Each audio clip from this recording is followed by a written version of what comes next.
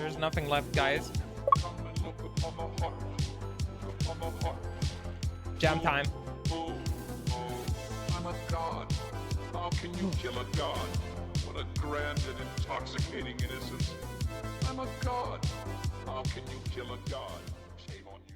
Finished level 97 with 1,692,120 kills.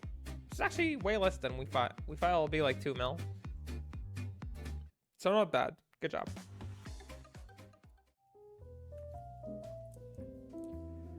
Hello. And today I wanted to share this kind of like mini series that I'm going to do, which is our journey through level 98 with our Paladin.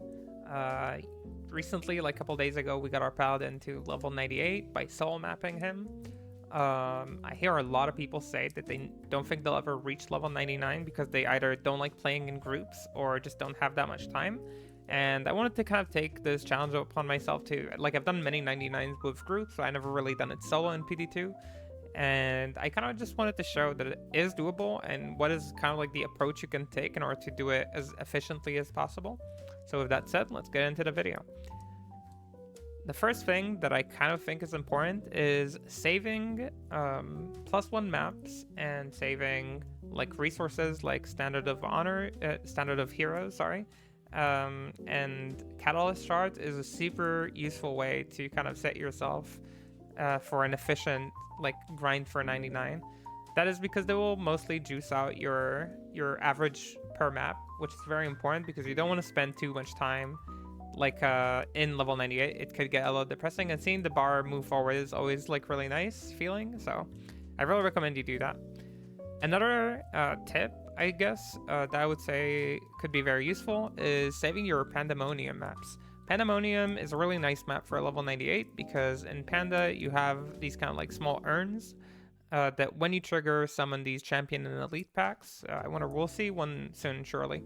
So these champion and elite packs are 2 to 3 levels higher than the average mob, which makes them more efficient at level 98, where the EXP penalty for killing low-level mobs is really high. So that's why we chose Panda. We did run a few other maps, but for the most part, I'm going to stick to Pandas through this journey.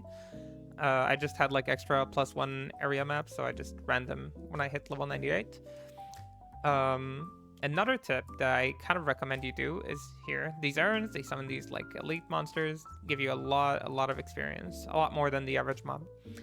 Another tip that I think is kind of useful is rolling a lot of maps in advance. You kind of saw probably that my inventory is filled with maps. I find it easier to roll a bunch of maps in advance, and then only afterwards, like, I'll actually like interact with the stash, like after doing a bunch of maps. I think it's easier to do it that way because if you go to the stash after every map, you kind of break your tempo, and it's kind of hard to stay like intense in the maps if you go to the chest every time. So that was kind of like my choice. I also kind of gave myself like guidelines in advance. I had to remind myself, don't pick up flawless gems, don't pick up like random runes, only pick up stuff that you're actually using for either crafting or something that you know that you need. Otherwise, just leave it on the ground. You don't need it. You're focusing on experience right now. That really helped me keep up like the pace and make sure I do maps at like a certain speed that was acceptable to me. You can already see that like about halfway through the map, or maybe even less than half, we're already doing like 0.25. This map, the first one, happened to be pretty good. Yeah, we got like really nice urns and really nice mobs. The average map from what we've done so far, I've done like my first day was 21% total out of the level. What I found to be the average was about 0.3. There were maps that were like a lot of maps that were like 0.25 or like 0.27. Some maps exceeded like 0.35 even. So 0.3 is about the average, maybe slightly higher than 0.3 is the average, but that's kind of like the general direction.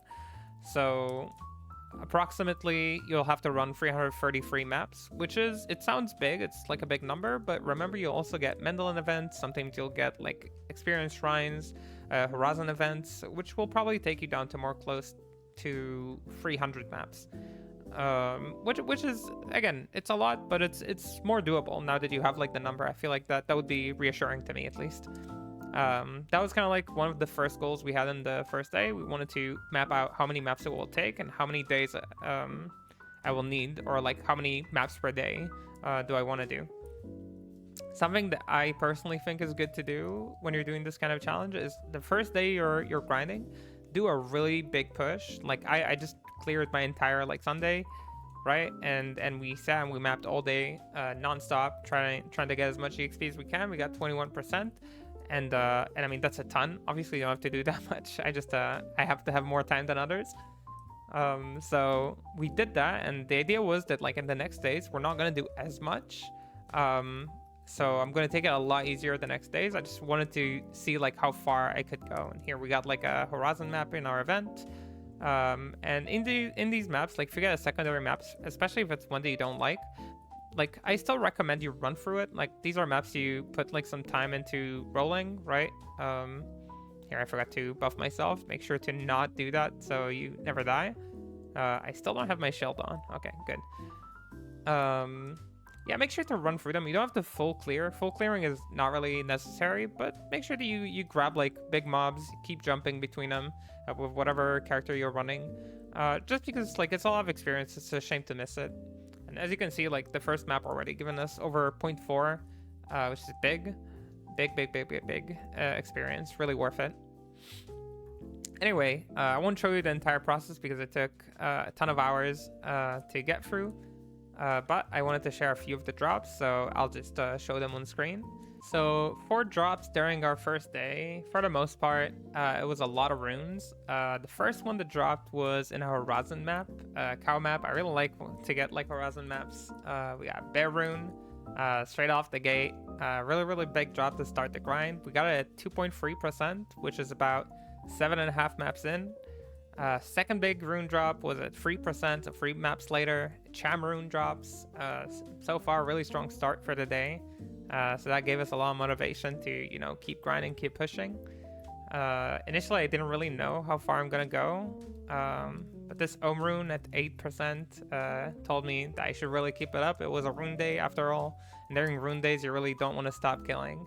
And here is our second Ohm for the grind and 4th Ohm for the day because I dropped 2 before when I was just playing on my druid.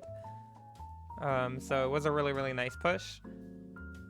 Over here we drop our second gem rune of the day at 10%. This is 10.9, so already like almost 35 maps I think in, or maybe even more, 36 maps in into the grind. So really nice drop. 2 chems, 1 bear, 2 ohms during like 1 big push is insane numbers. Like you really don't accept these kind of runes. And I don't show any items mostly because we didn't drop any big items so far. But here we see another big rune, a Sir rune at 11.9, nearly 40 maps into the grind. I think we were like at 38 or 37 at that point. So yeah, a lot of runes dropped, and it's kind of funding our journey in a way. In this cow map, we got a rainbow facet, and ID'd for 5/5 cold. Super awesome. These are the kind of jewels that I also use in my gear, so I really value them. They do go for a lot. I normally keep a couple in case I want to try different armors or different pieces of gear. So it's always nice to get these 5/5 facets. And in the same cow map, at the 13.97, we drop a ward. This could be any class, but the best 2 classes to get are Druid and Amazon. We do get that Druid. The stats are slightly above average, which is really nice to see. So I do choose to slam it, I believe. Yeah, we're going to the side. And yeah, normally I don't drop like crazy items and get crazy slams, just like normally. But you know, once you get it, you gotta try it. You have to give it a shot, you know. And the slam that we got is, drumroll. Yeah, we broke it. It is what it is. RNG giveth, RNG taketh away. We did get a lot of high rune drops. You can see that I'm okay with it at this point. It was a really long grind. I just kind of wanted to finish. And to end the day, I chose to go with a Fallen Gardens map. I was already at 15%. And I was like, okay, I'm just gonna have a little fun, drop a ton of jewels, maybe get a cool facet. And the boss actually dropped for us a 5/5 cold, a blue one this time, blue level up.